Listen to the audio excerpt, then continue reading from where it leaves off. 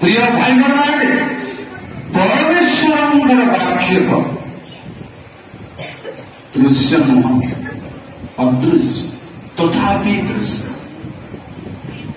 केतेबेले दृश्य केतेबेले अदृश्य जेतेबेले परमेश्वर वाक्य सफल हुए आम जीवन सेतेबेले आमे सफलता जेतेबेले देखिबारो केवल नुह प्रभु जीशु ख्रीष्ट होउछन्ति परमेश्वर वाक्य तेणु आमे दृश्य भाव प्रभु जीशु ख्रीष्ट को ही देखि पारुछु जे ताहा होछि परमेश्वर वाक्य वाक्य को आज महापुर निकट में कहबी जे वाक्य विधार खड्ग ठारू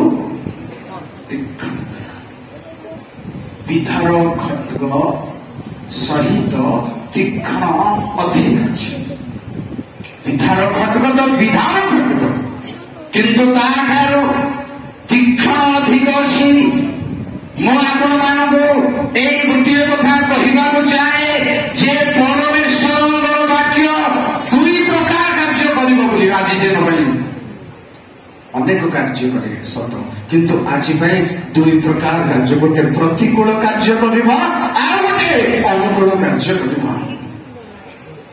भलरे शुण परमेश्वर वाक्य प्रिय भाई माने केवल गोटे धारे खंडा गोटे धारे चलो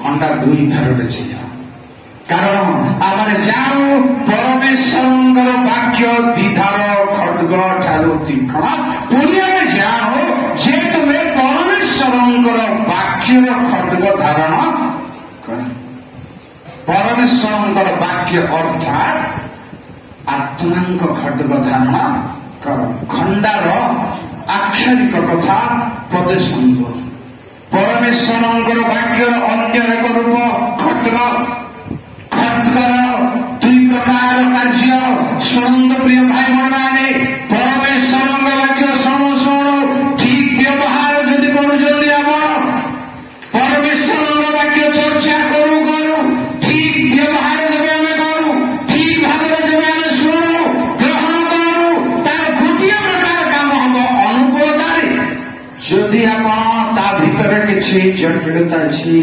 जदि कूट कापट्य अच्छी गर्व अच्छी अहंकार अच्छी आम देखी पारुना हो प्रतिकार कर पारुना हो तेरे विपद अच्छी दुईट कथा मान कह पुनर्बार शुणु परमेश्वर वाक्य व्यवहार करी परमेश्वर वाक्य श्रवण करी जे ठीक ठाक सजाड़ी पार निजक खंडार अनुकूलता अनुभव करू खंडार आशीर्वाद शक्ति अनुभव करू परमेश्वर वाक्य को ठीक व्यवहार कर वाक्य शुणी प्रचार करी भर गर्व अहंकार आउ मानसिक भाव पाप मोह माया अच्छी से वाक्य आम प्रतिकूल कार्य जोड़े कथा अच्छी पूर्व आक्षरिक खंडार अर्थ टे शुणु द्वितीय सामुएल 2 पर्व 26 द्वितीय सामुएल 2:26 तेबे अब्नेर जोआबକୁ डाकी कहिला खड्ग कोन सर्वदा ग्रास करिवो सेतरे ताहा जे तिक्त हेबो एहा कोन तुमे जानो नाही थैंक यू खंडा सबले अन्य को हानिबो अन्य को ग्रास करिवो प्रिय भाई बहन ताहा आपण प्रचार करिबा कि अन्य मानक केवल अन्य मानक ताहा आपण मध्य कथा वाक्य शुणाइबा में मीटिंग कर शुणाइबा लोक मान को वाक्य शुणाइंतु अन्य मानक पुण्य करूंगा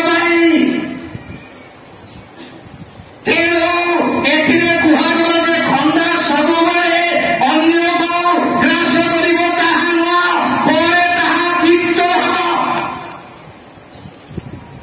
कारण शुणु द्वितीय सामुएल 11 पर्व 25 प्रभु को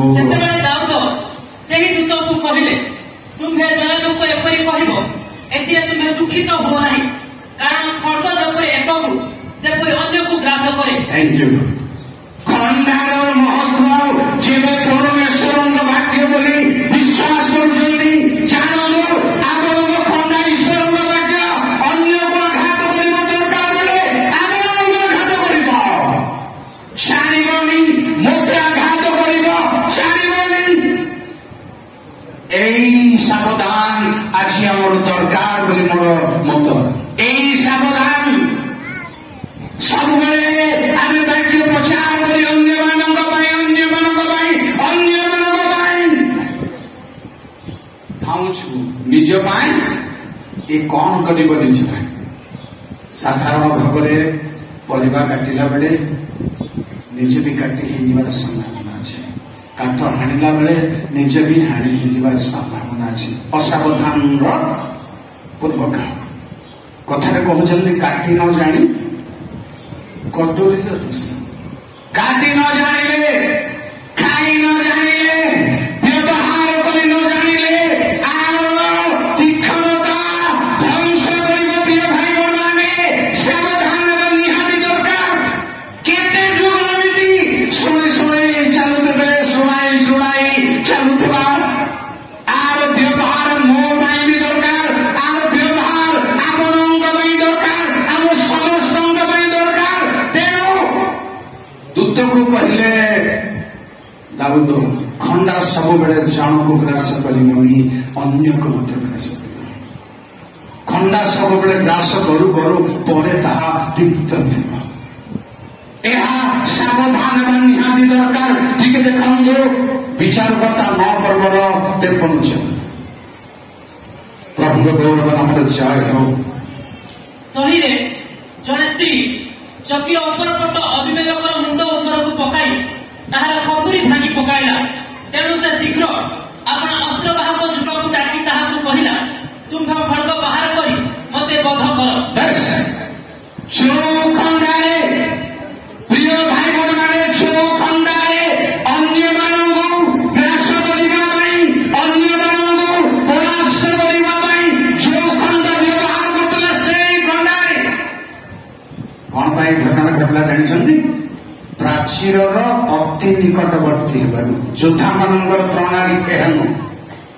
ଯୋଦ୍ଧାମାନଙ୍କର ପ୍ରଣାଳୀ ପ୍ରାଚୀରର ବହୁତ ପାଖକୁ ଯିବାକୁ ହବନି, ଦୂରରୁ ଦରକାର କଲେ ପ୍ରାଚୀର ଭାଙ୍ଗି ପଶିବାର, କିନ୍ତୁ ପ୍ରାଚୀରର ନିକଟକୁ ଯାଇପାରିବ ନାହିଁ। ଏହା ଭୟଙ୍କର। ଖଣ୍ଡା ବ୍ୟବହାର କରିବା, ଧର୍ମ ବ୍ୟବହାର କରିବା, ଏ ବାକ୍ୟକୁ ବ୍ୟବହାର କରିବା, ଏଇ ମହତ୍ଵକୁ ବ୍ୟବହାର କରୁଛୁ ଯେ ଆମମାନେ ସାବଧାନ। ଯଦି ଆମେ ସାବଧାନର କଥା କିଛି ଶୁଣିବା ନାହିଁ, ଯେମିତି ହେଇଥିଲେ ମଧ୍ୟ ଆମର ବେଲୁନ ଫୁଙ୍କୁ ଆଘାତି ବାଢୁଛି। ବେଲୁନ ଫୁଙ୍କା ହିଁ ଚାଲିଥିବାର କିଛି ଭାବନ୍ତୁ ନାହିଁ। ଦରକାର ପଡ଼ିଲେ ବେଲୁନ ବହୁତ ଫୁଙ୍କିଲେ ଫାଟିଯିବ। ଜାଣି ରଖନ୍ତୁ, ବେଲୁନ ଫୁଙ୍କିବାର ପଦ୍ଧତି ଜାଣିଛନ୍ତି? ବିକିବା ଲୋକ ସମାନ ସଜରେ ଫୁଙ୍କିବେ, ଆମେ କିଣିବା ଲୋକ ଘରକୁ ନେଇକିରି ପାଟିରେ ବେଲୁନ ଥାଉ ଦିନ ଫୁଟିଲେ। ବେଲୁନ ବ୍ୟବହାର କରିବା ପ୍ରଭୁଙ୍କ ଦାସ ଦାସୀ, ବିଶ୍ୱାସିନୀ ପ୍ରଭୁଙ୍କ ଖଣ୍ଡାକୁ ବ୍ୟବହାର କରିବା ଦାସ ଦାସୀ, ବିଶ୍ୱାସିନୀ ଶୁଣିବା ଭାଇ ଭଉଣୀ, ସାବଧାନ ହୁଅନ୍ତୁ। ଯେବେ ଆକୁ ସ୍ଥାନ ଦେଇପାରିବେ ନାହିଁ, ମନ ହୃଦୟରେ ଜାଗା ମିଳିବ ନାହିଁ, ଏ ଆପଣଙ୍କ ବିରୁଦ୍ଧରେ କାମ କରିବ। ପ୍ରିୟ ଭାଇ ଭଉଣୀମାନେ, ତେଣୁ ଖଣ୍ଡାରେ, ଯୋଉ ଖଣ୍ଡାରେ ହତ୍ୟା କରୁଥିବା ଲୋକଙ୍କୁ ସେଇ ଖଣ୍ଡା ଧରି କହିଲା ତାର ଦାସକ ମତେ ବଦ୍ଧ କର। ସେଇ ସାଉଲର ଅବସ୍ଥା, ଯୋଉ ବର୍ଷା ଦାଉଦଙ୍କୁ ଫିଙ୍ଗିଥିଲା, ଯୋଉ ଖଣ୍ଡା ଦାଉଦଙ୍କୁ ଫିଙ୍ଗିଥିଲା, ଆଜି ସେଇ ଖଣ୍ଡାର ଅସ୍ତ୍ର ବାହାର କଲେ ମତେ ବଦ୍ଧ କର। ପରମେଶ୍ୱରଙ୍କ ବାକ୍ୟକୁ ବ୍ୟବହାର କରିବା ବେଳେ ଅନ୍ୟ କାହାକୁ ପିଞ୍ଚ ମାରିବା, ଅନ୍ୟ କାହାକୁ ଆକ୍ଷେପ କରିବା ଇତ୍ୟାଦିର ଶିକ୍ଷା ପ୍ରଚାର ଛାଡ଼ି ଦିଅନ୍ତୁ, ଛାଡ଼ିଦେବା ଦରକାର। ଶୁଣିବା ଲୋକମାନେ ମଧ୍ୟ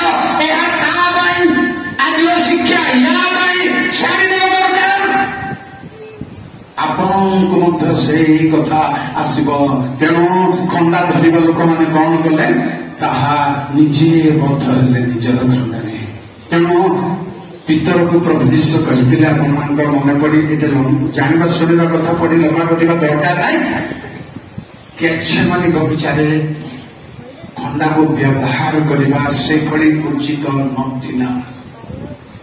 ବୁଝିପାରୁଛନ୍ତି? ଆଉ ଟିକେ ଡିପ୍ରେ ଶୁଣନ୍ତୁ, ପ୍ରଭୁଙ୍କ ବାକ୍ୟକୁ କୋଉ ହିସାବରେ କେମିତି ଭାବରେ ବ୍ୟବହାର କରିବାର ଅଛି, କୋଉ ଜାଗାରେ କଣ, ଏହା ନ ଜାଣିଲେ ସେଇ ଖଣ୍ଡା ବିପଦରେ ପରିଣତ ହେବ। ଗେଥସେମାନି ବଗିଚାରେ ପ୍ରଭୁ ଯୀଶୁ ଖ୍ରୀଷ୍ଟଙ୍କର ସମର୍ପଣ ଦିନରେ ଖଣ୍ଡା ବ୍ୟବହାର ହେଇପାରିବ ନାହିଁ, ଯୁଦ୍ଧ ହେଇପାରିବ ନାହିଁ, ପ୍ରତିଶୋଧ ହେଇପାରିବ ନାହିଁ। ମାତ୍ର ସିମୋନ ପିତର ଖଣ୍ଡା ବାହାର କରି ମହାଯାଜକଙ୍କର ଦାସଙ୍କ କାମ କାଟି ପକେଇବାରୁ ସାଙ୍ଗେ ସାଙ୍ଗେ ପ୍ରଭୁ ସୁସ୍ଥ କହିଲେ, ଖଣ୍ଡା ସାବଧାନରେ ଖାପରେ ରଖ। ଯେଉଁମାନେ ଖଣ୍ଡକ ବ୍ୟବହାର କରନ୍ତି ଖଣ୍ଡକରେ ବି ନଷ୍ଟ ହୁଏ। ଖଣ୍ଡା ପରମେଶ୍ୱରଙ୍କ ବାକ୍ୟ ରୂପ ଖଣ୍ଡାର ପରିଣାମ ଏହା। ଆଉ ଟିକେ ଶୁଣନ୍ତୁ, ପ୍ରଥମ ସାମୁଏଲ 14:20 ପ୍ରଭୁଙ୍କ ଗୌରବ ଆମର ଜୟ ହଉ। ତହୁ ସାଉଲ ଓ ତାଙ୍କର ସଙ୍ଗୀ ସମସ୍ତ ଲୋକ ଏକତ୍ର ହୋଇ ଯୁଦ୍ଧ ଭୂମିକି ଗଲେ। ସେତେବେଳେ ଦେଖ, ପ୍ରତ୍ୟେକ ଲୋକର ଖଡ୍ଗ ଆପଣା ସଙ୍ଗୀ ବିରୁଦ୍ଧରେ ଉଠୁଛି ଓ ମହାକୋଳାହଳ ହେଉଅଛି। ପ୍ରତ୍ୟେକ ଲୋକଙ୍କର ଖଡ୍ଗ ଆପଣା ସଙ୍ଗୀ ବିରୁଦ୍ଧରେ ପରମେଶ୍ୱରଙ୍କ ବାକ୍ୟକୁ ଠିକ୍ ବ୍ୟବହାର କରନ୍ତୁ। ଶ୍ରୋତା ଭାଇ ଭଉଣୀମାନେ, ପ୍ରଚାର କରିବା ମୋ ଆପଣମାନେ ସମସ୍ତେ ଈଶ୍ୱରଙ୍କ ବାକ୍ୟକୁ ପ୍ରପର ୟୁଜ୍ କରିବା ଦରକାର। ପ୍ରପର ୟୁଜ୍ ନିଜ ଜ୍ଞାନରେ ଭୁଲ ବ୍ୟବହାର କରିବା, ନିଜ ଚିନ୍ତାଧାରାରେ ଭୁଲ ବ୍ୟବହାର କରିବା, ଭୁଲ ଉଦ୍ଦେଶ୍ୟରେ ପ୍ରଭୁଙ୍କ ବାକ୍ୟକୁ ଯୋଗ କରିବା ଭାବନି, ବ୍ୟବହାର କରିବାକୁ ହେବନି। ଭୁଲ ଉଦ୍ଦେଶ୍ୟରେ ରେଫରେନ୍ସ କରିବାକୁ ହେବନି। ଠିକ୍ ବ୍ୟବହାର, ଉପଯୁକ୍ତ ବ୍ୟବହାର କଲେ ଖଣ୍ଡା କ୍ଷତି କେବେ ବି ହେବ ନାହିଁ। ତେଣୁ ମୁଁ ଆପଣଙ୍କୁ ବର୍ତ୍ତମାନ ପ୍ରତ୍ୟକ୍ଷ ବାକ୍ୟର ବ୍ୟବହାରର ଦୁଇ ପ୍ରକାର କଥା କହୁଛି। ପରମେଶ୍ୱରଙ୍କର ବାକ୍ୟର ବ୍ୟବହାରରେ ଦୁଇ ପ୍ରକାର କଥା ଥାଏ। ଗୋଟେ ଆଶୀର୍ବାଦ ଥାଏ, ଗୋଟେ ଅଭିଶାପ ଥାଏ। ମୂଷା କହିଲେ, ମୁଁ ତୁମ ସମ୍ମୁଖରେ ଦୁଇଟା ବିଷୟ ରଖିବି, ଆଶୀର୍ବାଦ ଏବଂ ଅଭିଶାପ। ଆଜ୍ଞା ଯଦି ପାଳନ କରିବ ଆଶୀର୍ବାଦ କରିଥିବ, ଆଜ୍ଞା ଯଦି ଲଙ୍ଘନ କରିବ, ପାଳନ କରିବ ନାହିଁ, ବାକ୍ୟ ଅନୁସାରେ ଯେବେ ଯିବ ନାହିଁ, ତେବେ ଦଣ୍ଡ ଘଟିବ, ମୃତ୍ୟୁ ଓ ଜୀବନ ଦୁଇଟି ରହୁଛି। ଶୁଣନ୍ତୁ, ପରମେଶ୍ୱରଙ୍କ ଲୋକମାନଙ୍କର ଠାରେ ପରମେଶ୍ୱରଙ୍କର ବାକ୍ୟ ଥାଏ, ଅଭାବ ନଥାଏ। ଯେରେମିୟା 18:18 ଶୁଣନ୍ତୁ। ତେବେ ସେମାନେ କହିଲେ, ଆସ ଆମ୍ଭେମାନେ ଜିରିମିୟ ବିରୁଦ୍ଧରେ ପରାମର୍ଶ କଲୁ, କାରଣ ଯାଜକ ନିକଟରୁ ବ୍ୟବସ୍ଥା ଅବା ଜ୍ଞାନମାନ ନିକଟରୁ ମନ୍ତ୍ରଣା ଅଥବା ଭବିଷ୍ୟତ ବକ୍ତା ନିକଟରୁ ବାକ୍ୟ ଲୁପ୍ତ ହେବ ନାହିଁ, କେବେ ବି ହେବ ନାହିଁ।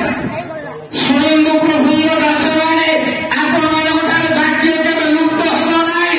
ବାକ୍ୟ ଭଣ୍ଡାର ଭାବରେ ବ୍ୟବହାର କରୁଥିବେ, ନିଶ୍ଚୟ ଏହା ଆଶୀର୍ବାଦର ବିଷୟ। କିନ୍ତୁ ଭାବବାଦୀ ମାନଙ୍କ ଠାରେ ପୁଣି ବାକ୍ୟ କେବେ ଲୁପ୍ତ ହେବ ନାହିଁ। ଯେରେମିୟା 2:30 ଦେଖନ୍ତୁ।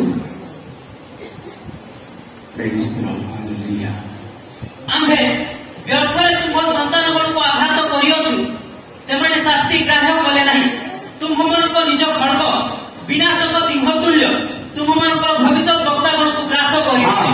ଯେଉଁ ଭବିଷ୍ୟତ ବକ୍ତାମାନଙ୍କ ଠାରେ ବାକ୍ୟର ଭାବ ହେବ ନାହିଁ, ବାକ୍ୟ ଲୁପ୍ତ ହେବ ନାହିଁ, ଯେଉଁ ପ୍ରଭୁଙ୍କ ଲୋକମାନଙ୍କର ମୁଖରେ ବାକ୍ୟ ଅନବରତ ରହିବ, ସେଇ ପ୍ରଭୁଙ୍କ ଲୋକମାନଙ୍କୁ ବାକ୍ୟର ଖଡ୍ଗ ସେଇ ବାକ୍ୟ ଆପଣଙ୍କର ବିରୁଦ୍ଧରେ ଠିଆ ହେବ। ଜାଣି ରଖନ୍ତୁ, ତେଣୁ ପ୍ରଭୁଙ୍କ ବାକ୍ୟକୁ ପ୍ରଭୁଙ୍କ ଦିନ ସନ୍ନିକଟ ବେଳେ ଠିକ୍ ବ୍ୟବହାର କରିବ। ପ୍ରକୃତ ଶିକାର, ପ୍ରକୃତ କ୍ଷେତ, ପ୍ରକୃତ କ୍ରୋଧ, ପ୍ରକୃତ ଗର୍ବ। କାରଣ ମୁଁ ସାଇକୋଲୋଜିକାଲି କହିବି ମୋ ଦୁର୍ବଳ ମୁଁ ବୁଝି ନପାରେ କିନ୍ତୁ ମୋ ଦୁର୍ବଳ ଆପଣ ବୁଝିପାରୁଛନ୍ତି। ଏଇଟା ପ୍ରଭୁଙ୍କ ଲୋକମାନଙ୍କୁ ଖ୍ରୀଷ୍ଟିଆନକୁ ଅନ୍ଧ କରିଦେଇଛି।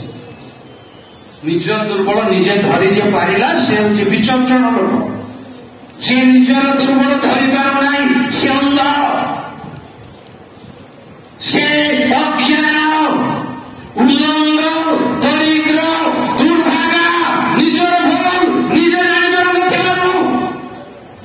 ପ୍ରଭୁ କହିଲେ ତୁମେ କହୁଛ ମୁଁ ଧନୀ କିନ୍ତୁ ମୁଁ ତୁମକୁ କହୁଛି ତୁମେ ନିଜେ ଜାଣିପାରୁ ନାହୁଁ। ନିଜର ଭୁଲକୁ ଆଜି ଜାଣିବା ପାଇଁ ତୁରନ୍ତର ହେବା ଆସନ୍ତୁ। ନିଜର ଭୁଲକୁ ଜାଣିବା ପାଇଁ ଆମର କଥାବାର୍ତ୍ତାରେ କାର୍ଯ୍ୟ କଳାପରେ ଭାବ ଭଙ୍ଗୀରେ ବସା ଉଠାରେ କାରବାରରେ ଗୋଟେ ପ୍ରକାର, ଏଠି ଗୋଟେ ପ୍ରକାର, ଘରେ ଗୋଟେ ପ୍ରକାର ପ୍ରାୟ ହେବାର ସମ୍ଭାବନା। ଯେଣୁ ଯୀଶୁ କହିଲେ ତାର ସୀମାରେ ମୋ ସାଙ୍ଗ ଆସନରେ ବସିଛନ୍ତି କିନ୍ତୁ ସେମାନେ କର ବୋଲି କହୁଛନ୍ତି କିନ୍ତୁ ନିଜେ କରୁ ନାହାନ୍ତି। ଏମାନେ କେବେ ବି ଫିଟି ପାରିବେ ନାହିଁ, କେବେ ବି ଫିଟି ପାରିବେ। ଜଣେ କହିଲା ଯୀଶୁଙ୍କୁ ମୁଁ କ୍ଷମା ପାଇଅଛି ବୋଲି ମନେ ବୁଝିପାରିଲେ ତ? ଡକରା ପାଇଥିଲା ଭୋଜିକୁ ନ ଯାଇ ସେ ଭାବୁଛି କଣ ମୁଁ କ୍ଷମା ପାଇଯାଇଛି। ସେଇ ଭାବ ଯଦି ଅଛି ଭୁଲ ବାରମ୍ବାର କରି କ୍ଷମା ପାଇଛି ବୋଲି ଭାବୁଛନ୍ତି ନିଜ ମନରେ, କ୍ଷମା ନ ପାଇ ନ ଭାଙ୍ଗି ସ୍ୱୀକାର ନ କରି ନ କାନ୍ଦି ଲାଜ ଅପମାନ ଛାଡ଼ି ଦରକାର ପଡ଼ିଲେ ଦାଣ୍ଡରେ ଗଡ଼ି ଗଡ଼ି ଭାଙ୍ଗି ମାରୁଛି। ଅନ୍ୟମାନେ ଆମର କ୍ରନ୍ଦନ ଶୁଣିପାରୁଛି, ଦେଖିପାରୁଛି। ଏହା ହେଉଛି ସମ୍ପୂର୍ଣ୍ଣ ପରିଷ୍କାର, ସମ୍ପୂର୍ଣ୍ଣ ଉଦ୍ଧାରର ବାଟକୁ ଯିବା ପାଇଁ। ତେଣୁ ଯେଉଁ ବାକ୍ୟ ଭାବବାଦୀମାନଙ୍କ ଠାରେ ଲୁପ୍ତ ନଥିଲା ସେଇ ବାକ୍ୟର ଖଡ୍ଗ ଭାବବାଦୀମାନଙ୍କୁ ଗ୍ରାସ କରିଛି। ପ୍ରିୟ ଶ୍ରୋତା ବନ୍ଧୁ, ଭାଇ ଏବଂ ଭଉଣୀମାନେ, ପ୍ରଭୁଙ୍କ ଦିନ ଅତି ସନ୍ନିକଟ। ଏ ଦୁଇଟା କଥା ଯୀଶୁଙ୍କ ନିକଟରେ ରହିଅଛି। ଯୀଶୁ ଯୋଉ ପର୍ଯ୍ୟନ୍ତ ବର୍ତ୍ତମାନ ମେଷ ଶାବକ ଅଛନ୍ତି, କ୍ଷମା ଝରେ କୃଷର ପରେ ଝରୁଛି, କିନ୍ତୁ ଯେତେବେଳେ ସିଂହ ହେବେ, ଯୀଶୁ ଖ୍ରୀଷ୍ଟ ଜିହୁଦାର ସିଂହ ହେବେ, କ୍ଷମା ଝରିବ ନାହିଁ। ବର୍ତ୍ତମାନ ମେଷ ଶାବକ ଜଗତର ପାପ ବହି ନେଇ ଯାଆନ୍ତି ମେଷ ଶାବକ। ଆଜି ପ୍ରକୃତ ଭାବରେ ଆମେ ରୀତିନୀତି ମିଟିଂ କରିବା ନାହିଁ, ରୀତିନୀତି ପ୍ରଚାର ମୁଁ କରିବି ନାହିଁ। ଏହା ମୋତେ ବି ସାବଧାନ ହେବାକୁ ପଡ଼ିବ, ଆପଣଙ୍କୁ ସାବଧାନ ହେବାକୁ ପଡ଼ିବ, ପ୍ରକୃତ ସାବଧାନ ହେବାକୁ ପଡ଼ିବ। କାରଣ ଯୀଶୁ ଖ୍ରୀଷ୍ଟ ଦିନେ ମେଷ ଶାବକ ଦିନେ ସିଂହ ହେବେ। ଆଜି ମେଷ ଶାବକ କାଲି ସିଂହ ହେବେ। ଗ୍ରାସ କରିବା ପାଇଁ, ଗର୍ଜନ କରିବା ପାଇଁ ସିଂହ ହେବେ। ତାହା ହେବା ପୂର୍ବରୁ ପ୍ରିୟ ଭାଇ ଭଉଣୀମାନେ, ପୁଅ ଝିଅମାନେ, ଯୁବା ଯୁବତୀମାନେ, ଯୋଉ ପାପର ବନ୍ଧନରେ ଆମେ ବନ୍ଦୀ ତହିଁରୁ ନିର୍ଲଜ ଭାବରେ ଆଜି ଫେରିବା ପାଇଁ, ଆଜି ଅନୁତାପ କରିବା ପାଇଁ, ସ୍ୱୀକାର କରିବା ପାଇଁ ସମର୍ପଣ କରୁ ନିଜକୁ। କେବଳ ତାହା ନୁହଁ, ବାକ୍ୟ ଦୁଇ ପ୍ରକାର କାର୍ଯ୍ୟ କରେ ବୋଲି ମୁଁ ଆପଣଙ୍କୁ ଆହ୍ୱାନ କରିବି। କାରଣ ପ୍ରଭୁ ଯୀଶୁ ଖ୍ରୀଷ୍ଟଙ୍କ ଜୀବନରେ ଗ୍ରହଣ କରିବା ଦ୍ୱାରା ପାଉଲଙ୍କ ଭାଷାରେ ପଢନ୍ତୁ ନାହିଁ, 2 କରନ୍ତି 2:14-15 ଲେଖା ଅଛି କଣ? ଅନେକଙ୍କ ପ୍ରତି ସୁଗନ୍ଧ, ଅନେକଙ୍କ ପ୍ରତି ଏହା ଆମ ଜୀବନରେ ଲାଗିବାର ଅଛି, ହେବାର ଅଛି। ଲୋକ ଖରାପ ବି ଭାବୁଥାନ୍ତୁ, ଲୋକ ଭଲ ବି। ସମ୍ପୂର୍ଣ୍ଣ ଭଲ ପାଇଲେ ବିପଦରେ ପଡ଼ିବେ, ସମସ୍ତେ ଖରାପ ଭାବିଲେ ବି ଆଗେଇ ଚାଲିବେ, ନିରୁତ୍ସାହ ହେଇଯିବେ। ତେଣୁ ଦୁଇ ପ୍ରକାର ଜୀବନ ଯାପନ କରିବାକୁ ପଡ଼ିବ ପ୍ରିୟ ବନ୍ଧୁମାନେ। କେବଳ ତା ନୁହଁ, ପ୍ରକାଶିତ 10 ପର୍ବ 8-10 ପରମେଶ୍ୱରଙ୍କ ବାକ୍ୟ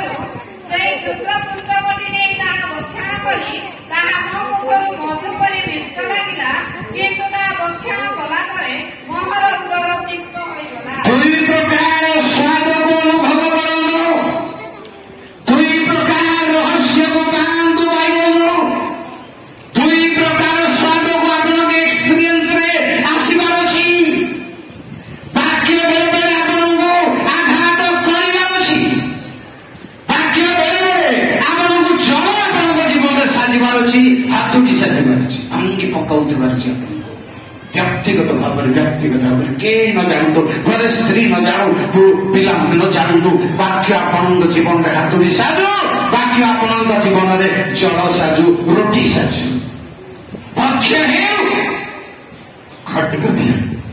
ବେଳେ ବେଳେ ହାଣି ପକାଉ ଆପଣଙ୍କର ସ୍ୱାର୍ଥକୁ, ଆପଣଙ୍କର ଗର୍ବକୁ, ଆମର ଗର୍ବକୁ, ବାକ୍ୟର ଖଟକ ବେଳେ ବେଳେ ହାଣି ପକାଉ, ନିପାତ କରି ପକାଉ।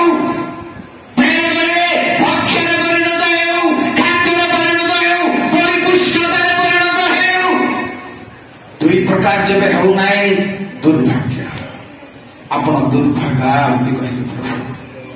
ଯଦି ଈଶ୍ୱରଙ୍କ ଆଶୀର୍ବାଦରେ ଧନୀ, ଜ୍ଞାନରେ ଧନୀ ଭାବୁଛନ୍ତି, ପ୍ରଭୁ କହିଲେ ତମେ ଦୁର୍ଭାଗ୍ୟ, ଦରିଦ୍ର, ଦିନହୀନ, ଉନ୍ମୁକ୍ତ।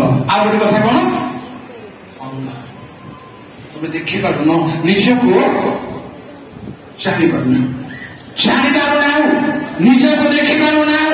କାରଣ ନିଜକୁ ଦେଖିବା ପାଇଁ ଯେତେବେଳେ ପରମେଶ୍ୱରଙ୍କର ବାକ୍ୟ ଆପଣଙ୍କ ସମ୍ମୁଖରେ ଦର୍ପଣ ସାଜିବ, ତେବେ ହିଁ ନିଜକୁ ଦେଖିପାରିବେ।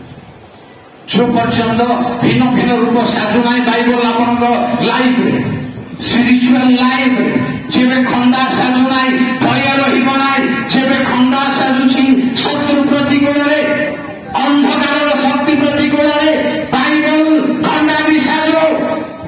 ଆପଣଙ୍କ ନିଜକୁ ଦେଖିବା ପାଇଁ ବାଇବଲ ଦର୍ପଣ ବି ସାଜୁ, ପରିଷ୍କାର କରିବା ପାଇଁ ଜଳ ବି ସାଜୁ, ବଳବାନ କରିବା ପାଇଁ ଆପଣଙ୍କୁ ରୋଟି ବି ସାଜୁ।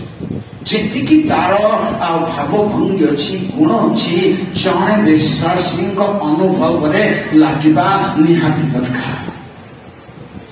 ଜଳ ଦ୍ୱାରା, ବାକ୍ୟ ରୂପ ଜଳ ଦ୍ୱାରା ପରିଷ୍କାର ହୋଇ ଅଛ। ମୁଁ ଯେଉଁ ଯେଉଁ ବାକ୍ୟ ତୁମମାନଙ୍କୁ କହିଅଛି, ଯୀଶୁ କହିଲେ ସେଠି ଯୋଗୁଁ ତୁମେମାନେ ପରିଷ୍କାର ହୋଇ ଅଛ। ପରିଷ୍କାର ବି ହେଉଥିବାର ଅଛି, ଖାଦ୍ୟ ବି ମିଳୁଥିବାର ଅଛି, ମୁହଁ ଚାଖିଲା ଭଳିଆ ବି ଲାଗୁଥିବାର ଅଛି, ଆଉ ପିତା ବି ସବୁ ସ୍ୱାଦକୁ ଅନୁଭବ କରିବା ପାଇଁ ପରମେଶ୍ୱରଙ୍କର ବାକ୍ୟର ଦୁଇଟି କଥାକୁ ପ୍ରିୟ ଭାଇ ଭଉଣୀମାନେ ମନେ ରଖନ୍ତୁ। ଯେବେ ଆମେ ଅସାବଧାନ ଶୁଣିଲା ପରେ ବି ଯେବେ ଆମେ ସଂଶୋଧନ ନେଇପାରୁନାହୁଁ, ଏସବୁ ବାକ୍ୟ ମୋ ବିରୁଦ୍ଧରେ, ଆପଣଙ୍କ ବିରୁଦ୍ଧରେ ଦିନେ ଯୋଉ ମାପରେ ମାପୁଛ, ସେହି ମାପରେ ତୁମ୍ଭମାନଙ୍କୁ ମୋ ପାଇଁ ଦିଆଯିବ, କେବେ ବି ଛାଡ଼ିବ ନାହିଁ।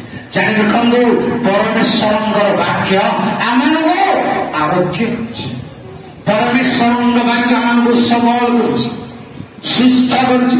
କାରଣ ଜାଣନ୍ତି ଆପଣ 107:20 ପଦରେ ସେ ଆପଣା ବାକ୍ୟ ପଠାଇ ତୁମ୍ଭମାନଙ୍କୁ ଆରୋଗ୍ୟ କରନ୍ତି, ପରମେଶ୍ୱର ବାକ୍ୟ ଦିଅନ୍ତି ସବଳ କରିବା ପାଇଁ, ଅନ୍ୟମାନଙ୍କୁ ସବଳ କରିବା ପାଇଁ ବାକ୍ୟ ଦିଅନ୍ତି। ଯେପରି ଜିସାୟ 50:4 ଜିସାଇ କଣ୍ଡିସନ। ତାପରେ କଣ ହବ?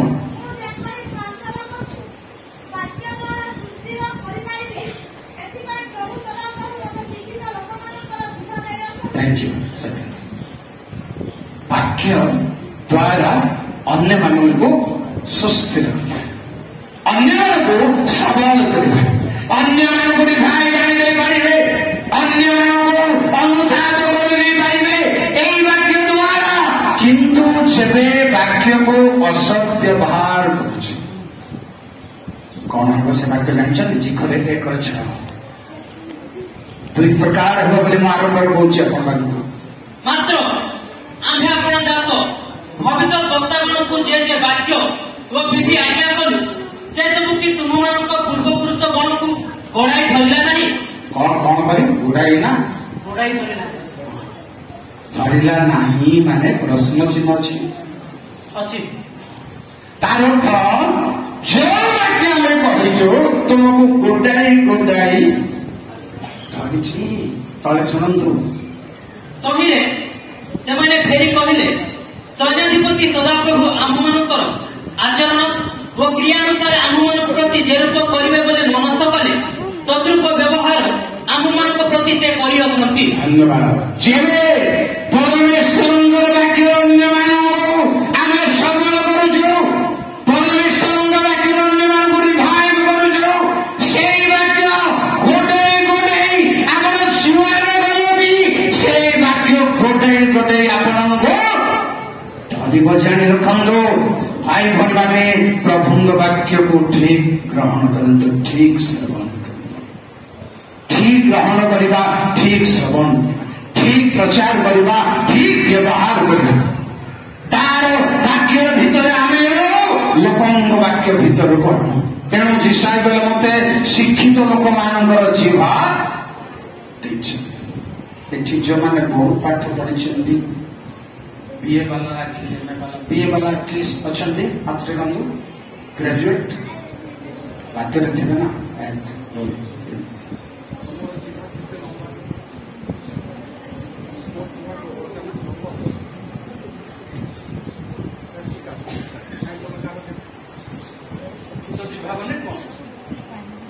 ଲମ୍ବା ନାହିଁ କି ଚଉଡ଼ା ନାହିଁ କି ମୋଟା ନାହିଁ, ଲମ୍ବା ହେଇଗଲେ ତ ଭୂତ ଲାଗିଯିବ, ମୋଟା ହେଇଗଲେ ଡାକ୍ତର ପାଖକୁ ଯିବାର ଅଛି। କାହିଁକି ଫୁଲିଲା, କାହିଁକି ଯିବ?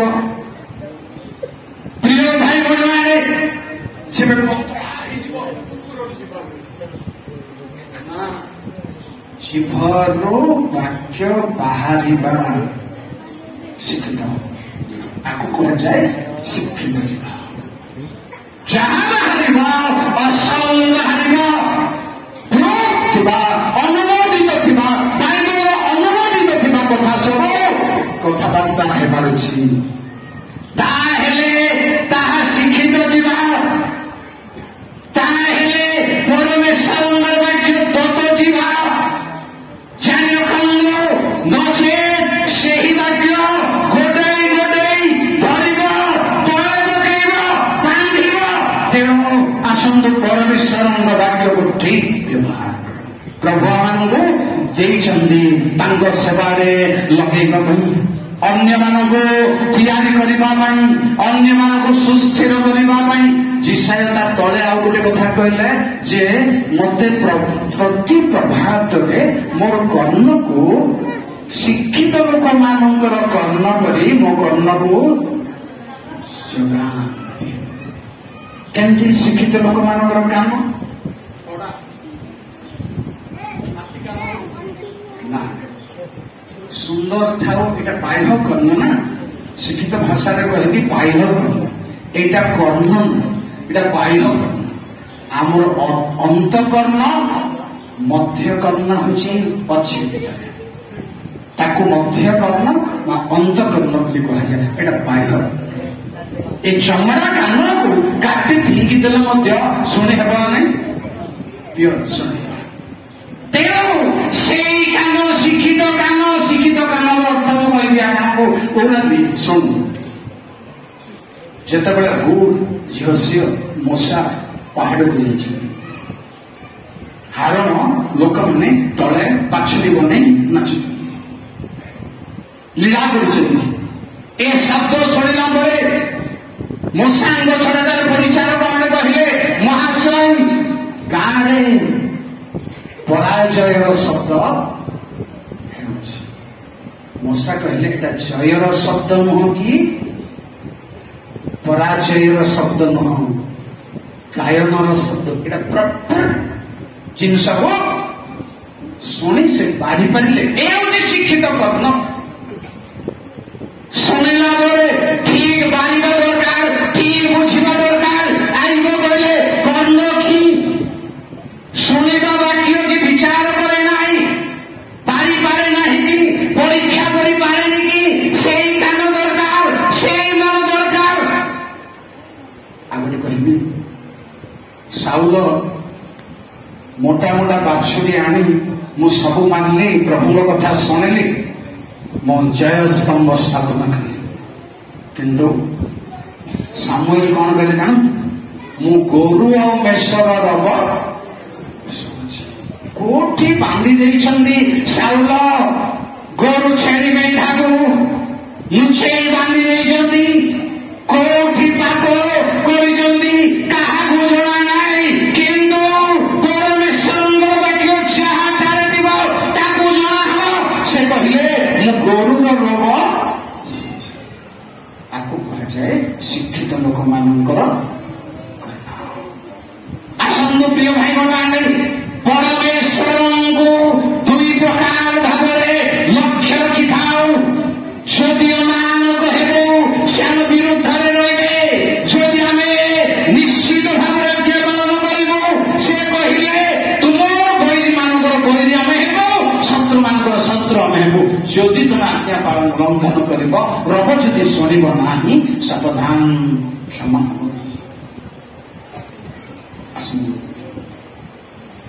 चिंता करंतु भाई माने माननीय मत माने जीवन जाक जुग जुग प्रभु वाक्य शुणी आसिलु आसुची आपण व्यवहार कौन जदि ठीक व्यवहार करनु प्रभु लोक मान द्वारा श्रवण वाक्य आम विरुद्ध ठीक यही वाक्य आम विरुद्ध ठीक रखिले आशीर्वाद अभिशाप जीवन और मरण यही आज्ञा भितर ताहा अछि परमेश्वर व्यवस्था श्रवण प्रचार ए दुईटा अच्छी प्रिय भाई बहने दुईटा मध्य मूसा कहले तबे जीवन मनोनीत आज ए निष्पत्ति को आस जीवन मनोनीत करू से सीना दुखरे कहले झीह झीह तुम कहार सेवा कर आज मनोनीत कर नदी सेपारी देवतार सेवा करने चाहिए कर दुखर कथा कहले किंतु मूसा कहते मु दीटा रखी भर आशीर्वाद मनोनीत कर भर जीवन मनोनीत कर आज्ञा पालन कले ठीक वाक्य व्यवहार कले दीर्घ वर्ष आप पिला शुणी आसुच्च वाक्य वाक्य श्रवण कर आसुच्च किंतु जेबे आम ठीक व्यवहार करवा ना उचित व्यवहार करवा ना आम विरुद्ध दिन ठिया से प्रभु आम विरुद्ध ठिया केमती ठिया आम शेष कथा कहि आपको जो प्रभु दयामय करुणामय दयार सागर प्रभु हे जीशु सुंदर तुमरी प्रेम करुणा अनंत पार से प्रभु केमती हे आप हस्य पुस्तक देखते आज्ञा से प्रभु दिने कौन हे 13 पर्व 7 ରୁ 8 एणुकरी आम्भे सेमानक प्रति सिंहतुल्य होयछु आम्भे चित्ताभाव करी पथ पार्श्वरे छकी बसिबा आम्भे छुआ हरा भलुक परि सेमानक हाबुड़ीबा ओ सेमानक हृदयाकाश विदीर्ण करिबा आउ सिंहनिया आम्भे सेठारे सेमानक ग्रास करिबा वन्य पशु सेमानक विदीर्ण करिबो को कारणरू परमेश्वर सिंह हेबे को कारणरू परमेश्वर विदीर्ण करिबे हृदय कोशको आपण टिके 6 पढंदो सेमाने आममानक जरणी स्थान अनुसार परितृप्त हेले सेमाने परितृप्त होई अंतःकरणले गर्वित हेले एथिबाई सेमाने आम्भको पासरी अछन ए कारणरू प्रभु हमको व्यवसाय देले घर देले गाड़ी देले टंका सुना देले प्राचुर्य देले खाई पी भोग करी प्रभु को भूलु नाहंती तो प्रभु को भूलु नाहं तो जेबे प्रभु को भूलु तांगा आशीर्वाद पाई जेबे प्रभु को पासरी जाऊ से कहले आमे सिंह तुल्य होई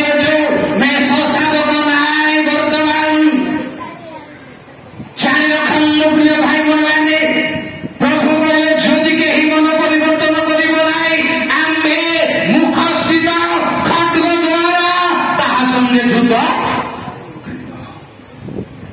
କିନ୍ତୁ ଦିନ ଥିଲା ବେଳେ ପ୍ରଭୁଙ୍କ କୋମଳ କଥା ଲୋକମାନଙ୍କୁ ଭାଙ୍ଗି ପକାଉଥିଲା, ଅନୁତାପରେ ଭାଙ୍ଗି ପକାଉଥିଲା। କିନ୍ତୁ ସେ କହିଲେ ଆମର ସେଇ ମୁଖର ବାକ୍ୟର ଖଡ୍ଗରେ ତୁମକୁ ଆଘାତ କରିବ, ଯୁଦ୍ଧ କରିବ। ସେ ଘଟିବା ପୂର୍ବରୁ ବର୍ତ୍ତମାନ ଅନୁଗ୍ରହର ସମୟ ମଧ୍ୟରେ ପ୍ରିୟ ଭାଇ ଭଉଣୀମାନେ ଆସନ୍ତୁ ପ୍ରଭୁଙ୍କ ନିକଟରେ ନିଜକୁ ସମର୍ପଣ କର। ଗୋଟିଏ ମିନିଟ୍ ସମର୍ପଣ କର। ସବୁବେଳେ ପାପ ଛକି ବସିଛି ମଣିଷ ବିରୁଦ୍ଧରେ, ସବୁବେଳେ ସମସ୍ତଙ୍କ ଜୀବନରେ। ଗିଦିୟନଙ୍କୁ ଇସ୍ରାଏଲର ଲୋକମାନେ କହିଲେ ଗିଦିୟନ ପରି ଜଣେ ସଚୋଟ ବିଚାରକର୍ତ୍ତା, ସଚୋଟ ପରମେଶ୍ୱରଙ୍କ ଲୋକ। ତାକୁ ଲୋକମାନେ କହିଲେ କଣ? ମହାଶୟ, ଆପଣ ଆପଣଙ୍କର ପିଲାମାନେ ଆମ ଉପରେ କର୍ତ୍ତୃତ୍ୱ କରନ୍ତୁ। ଗିଦିୟନ କଣ କହିଲେ ଆଜ୍ଞା? ମନେ ନାହିଁ, ଆମେ କରିବୁ ନାହିଁ, ବୁଝୁଛନ୍ତି ତ? ପ୍ରଭୁ କରନ୍ତୁ ବୋଲି କହେ, ପ୍ରଭୁ କର୍ତ୍ତୃତ୍ୱ କରନ୍ତୁ, ମୁଁ କରିବିନି। ଏଭଳି ଜଣେ ସଚୋଟ ପରମେଶ୍ୱରଙ୍କ ଲୋକ। ଦିନ ଆସିଲା, ସୁନା ଯେତେବେଳେ ଲୁଟ୍ରେ ପାଇଲେ, ବହୁତ ବସ୍ତା ବସ୍ତା ସୁନା ପାଇଲେ, ନଥ ସବୁ ଶଗଡ଼ ହେଇଗଲେ। ଗିଦିୟନ କହିଲେ ସେ ନଥ ସବୁ ମତେ ଦେଇଦିଅ ବୋଲି କହିଲେ। ଦେଖନ୍ତୁ ପ୍ରିୟ ଭାଇ ଭଉଣୀମାନେ, ସଚୋଟ ମନୋନୀତ ଲୋକମାନଙ୍କ ପାଇଁ ପରୀକ୍ଷା କଣ, ବନ୍ଧନ କଣ?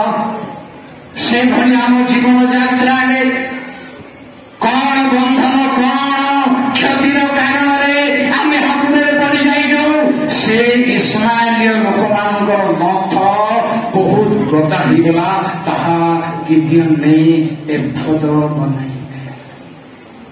ଗିଦିୟନ ପାଇଁ ତାହା ଧାନ୍ଦସ ପଡ଼ିପାରିଲା। ଧନରେ ରତ୍ନରେ ଭୋଗରେ ଅଭିଳାଷ ନାହିଁ, ଗାଡ଼ି ଘୋଡ଼ାରେ ଘର ଦ୍ୱାରରେ ଟଙ୍କା ସୁନାରେ କି ଆଉ ଯାହାରେ ଆମେ ଧାନ୍ଦରେ ପଡ଼ିଯାଇଛୁ। ଗୋଟିଏ ମିନିଟ୍ ପ୍ରଭୁଙ୍କ ନିକଟରେ ସମର୍ପଣ। ପୁଅମାନେ